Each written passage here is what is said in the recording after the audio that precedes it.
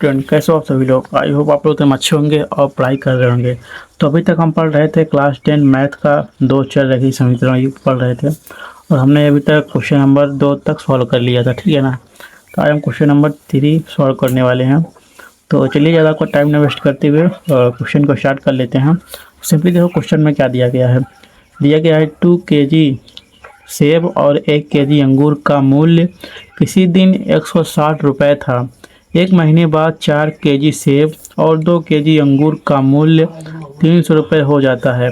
इस स्थिति को बीजगणितीय तथा ज्यामितीय रूपों में व्यक्त कीजिए। तो देखो सिंपल तरीका क्या बोल रहा है, चलिए कॉपी पेन में आपको नोट्स में आपको सॉल्व करके दिखाते हैं। देखो क्या बोल रहा है कि 2 kg सेब और 1 kg अंगूर। यहाँ पे लिख लेते हैं माना 1 kg सेब का मूल्य x रुपये है। x रुपये है, हाँ, और x रुपये और फिर क्या है, और अंगूर है। और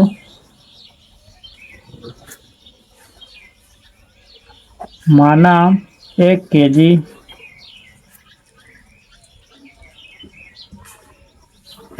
अंगूर का मूल्य y रुपये है।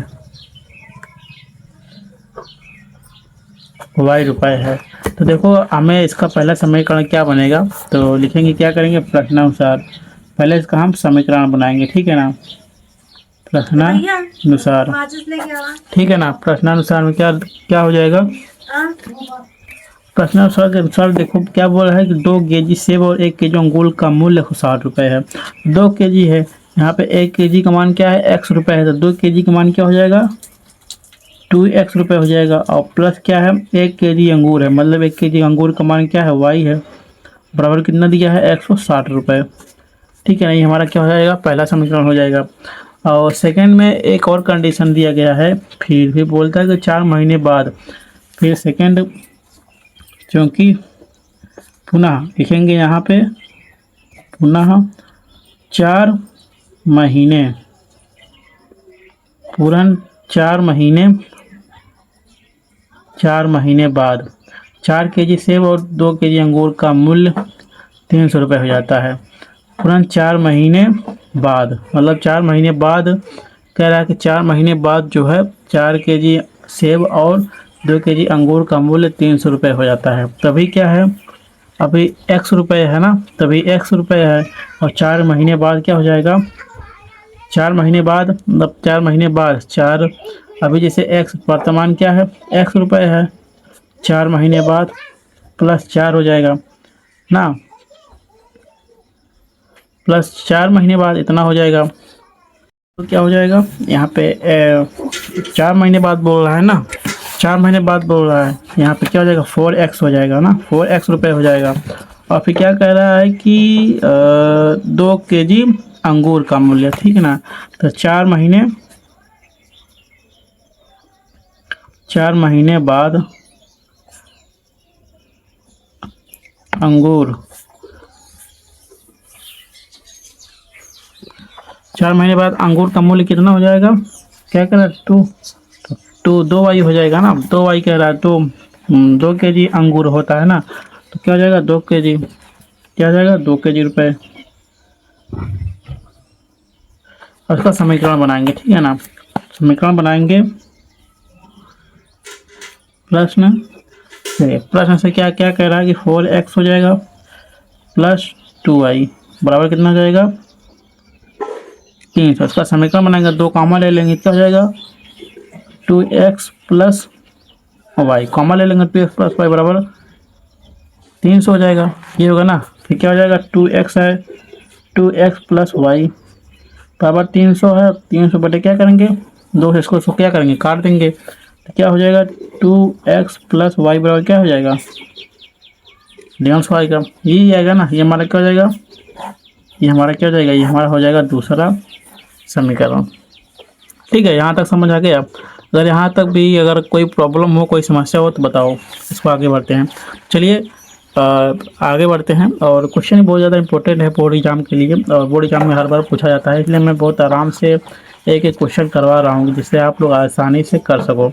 चलिए इसको आसानी से कर सको, इसलिए आगे चले बढ़ते हैं। इसमें देखो क्या बोल रहा है कि ज्यामिति बीजगणितीय तथा ज्यामितीय रूपों में व्यक्त कीजिए। देखो बीजगणितीय रूप में देखो व्यक्त हो गया, ठीक है ना। देखो हमने ये इसको बना दिया, ज्यामितीय रूप में हो गया। अब हमको क्या करना है, इसको हमको ग्राफ के रूप में यूज करना है, ठीक है ना, ग्राफ के रूप में प्रयोग करना है।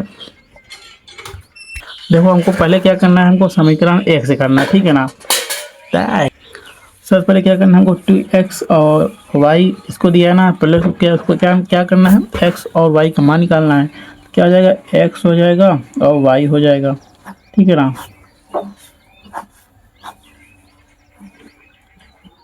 देखो हमें क्या करना है, हमको इसमें x या y का मान, जैसे हम यहाँ मान लो x का मान क्या कर देते हैं, अगर x का मान हम 0 लेंगे तो y बराबर क्या हो जाएगा, 160 हो जाएगा, ठीक है ना। अगर यहाँ पे हम 100 लेंगे तो x का मान क्या लेंगे हम डायरेक्ट, x मान क्या लेंगे हम 50 लेते हैं, ठीक है ना। 50 लेते हैं, नहीं तो 100 लेते हैं, 100 दूना 200 हो जाएगा, ठीक है ना। x का मान हम 50 लेते हैं तो x का मान क्या हो जाएगा, 50 लेते हैं तो 2 गुणे क्या हो जाएगा, 50 प्लस y बराबर 160 हो जाएगा। तो 50 दूनी 100 हो जाएगा प्लस y बराबर 160 हो जाएगा। तो y बराबर क्या हो जाएगा, 160 में 100 हो जाएगा, कितना बचेगा, 60 बचेगा, ठीक है ना। अगर हम x का मान क्या लेते हैं, 50 लेते हैं, x का मान अगर 50 लेते हैं तो y का मान कितना आता है, 60 आता है, ठीक है ना। अब इसी तरह हमें इसको करना है, ठीक है। अब यहाँ हमें y का मान लेना, अगर y का मान हम 0 लेंगे तो x का मान कितना आएगा, 80 आएगा ना, x का मान 80 आएगा। y का मान 0 लेते हैं तो चलो हम y का मान 0 ही ले लेते हैं, ठीक है ना। y का मान अगर 0 लेंगे तो क्या है, 2x प्लस 0 बराबर 160 हो जाएगा। तो x बराबर क्या हो जाएगा, 160 बटे 2 कर जाएगा, 2 8, x बराबर क्या आ जाएगा, 80 आ जाएगा। तो अगर हम y का मान क्या लिए, y का मान अगर 0 लिए, x बराबर क्या आ रहा है 80 आ गया, ठीक है। ये हमारा पहला कंडीशन हो गया। अब हमें सेकंड कंडीशन दिखाना है, ठीक है। अब हमें सेकंड कंडीशन क्या दिखाना है, सेकंड कंडीशन का देखो समीकरण क्या दिया है, 2x प्लस वाई बराबर 150। इसको हम वहाँ पर आगे लिख लेते हैं 2x प्लस वाई, ठीक है ना। हमने इसको कंडीशन यहाँ पे लिख लिया, फिर हमें ऐसे ही ग्राफ बनाना है, x हो गया y हो गया, ठीक है ना,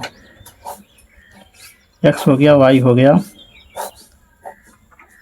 हमें क्या करना है, हमें यहाँ पे अब अगर जैसे हम x का मान 0 लेंगे तो y बराबर 150, और फिर हम यहाँ पे x का मान 50 ही लेते हैं तो 50 हो जाएगा, प्लस y बराबर क्या हो जाएगा, 150 हो जाएगा ना। तो यहाँ पर 50 150 निकल जाएगा, 100 हो जाएगा, प्लस y बराबर क्या हो जाएगा, 150 हो जाएगा, ठीक है ना। तो y का मान क्या हो जाएगा, डेढ़ समय से 100 हो जाएगा, कितना आ जाएगा, 50 आ जाएगा। तो यहाँ पर अगर हम x का मान 50 ले रहे हैं, x का मान अगर हम 50 ले रहे हैं तो y का मान क्या आ रहा है, 50 आ रहा है, ठीक है ना। अब यहाँ अगर y का मान क्या लेंगे, y का मान अब यहाँ पे 0 लेते हैं, ठीक है ना, y का मान 0 लेते हैं तो 2x प्लस 0 बराबर क्या आ रहा है, 50 आ रहा है। हाँ तो 2x बराबर क्या आ जाएगा, 150 बटे 2, मतलब x मान क्या आ जाएगा, 70 आ रहा है। 2 5 2 सब 2 7 14 हो जाएगा, 14 2 5 10, 75 आ रहा है। हाँ कितना आ रहा है, 2 6 12,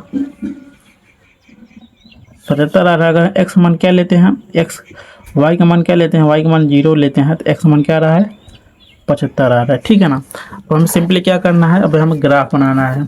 क्या करना है, हमें एक ग्राफ बनाना है। देखो ग्राफ कैसे बनेगा, ऐसे देखो ऐसे बनेगा,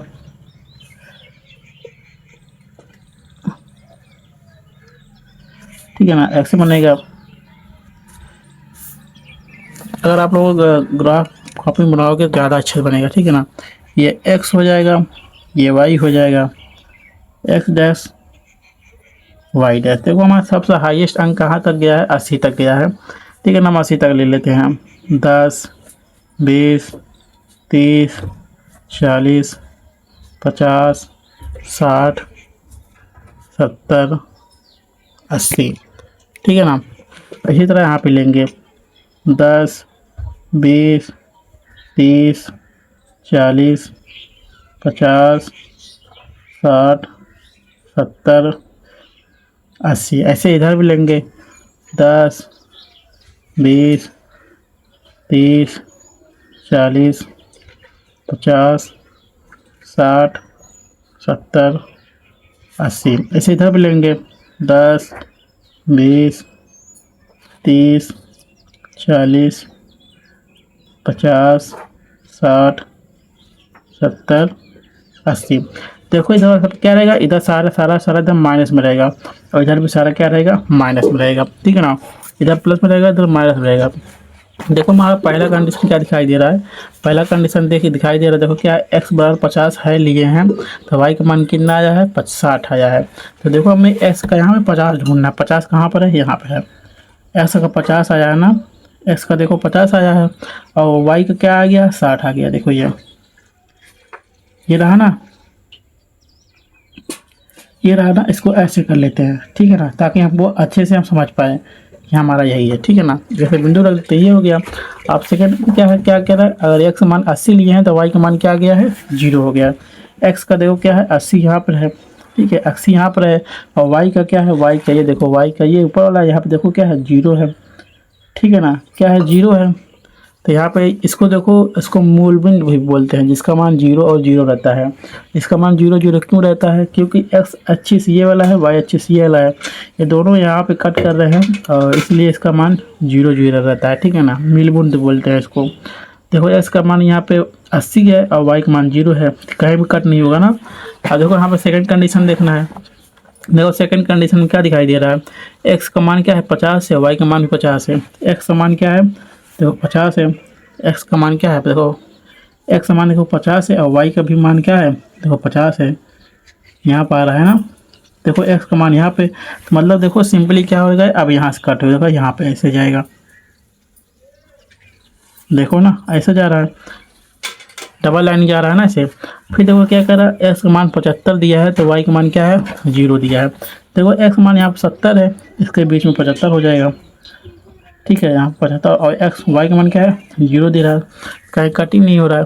सिंपली क्या हो जाएगा हमारा, देखो उसको आप अच्छे से लाइन खींच देते हैं ताकि आपको अच्छे समझ में आए। देखो ये हमारा पहला कंडीशन का है, ये हमारा पहला कंडीशन है और ये हमारा सेकेंड कंडीशन है। ठीक है ना, देखो बस हो गया, ये हमारा क्या हो गया, ग्राफ हो गया। अगर आप लोगों को अगर ना समझ में आया हो ना, तो एक बार वीडियो को अच्छे से दोबारा देख लेना। अगर आप लोग वीडियो को अच्छे से दोबारा देख लोगे ना, तो आपको और आसानी से समझ आ जाएगा। चलिए बस आज के क्लास में बस इतना ही।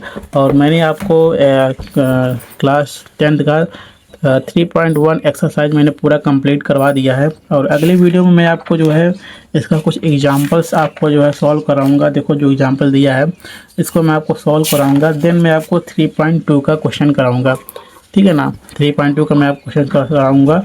और अगर आप चैनल पर पहली बार आए हो तो चैनल को सब्सक्राइब कर लो और बेल आइकन भी प्रेस कर लेना, जिससे कि सारी वीडियो की नोटिफिकेशन आपके तक पहुंचती रहेगी। तो देखो अब जो है क्लासेस शुरू हो चुकी हैं और ज़्यादा से ज़्यादा अपने दोस्तों में शेयर करो, जिससे कि ज़्यादा से ज़्यादा स्टूडेंट का लाभ हो सके और वो पढ़ाई कर सके। और ये मेरा जो है मैं पूरा एक एक क्वेश्चन में पूरे बुक का कराऊंगा। ठीक है ना, पूरा एनसीईआरटी बुक है। ठीक है ना, मैं इसका पूरा आपको क्लास 10th का पूरा मैं कराऊंगा पूरा, तो इसलिए चैनल को सब्सक्राइब कर लेना। चलिए मिलते हैं आपसे किसी नेक्स्ट वीडियो में कल की क्लास में।